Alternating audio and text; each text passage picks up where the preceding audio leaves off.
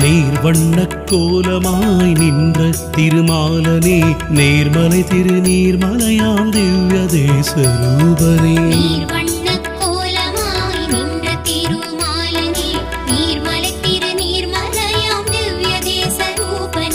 மங்கை மன்னன் பூதத்தாழ்வார் பாடல் கொண்ட பரமனே மன்னவனாய் நீராடும் நீர்வண்ண மாயனே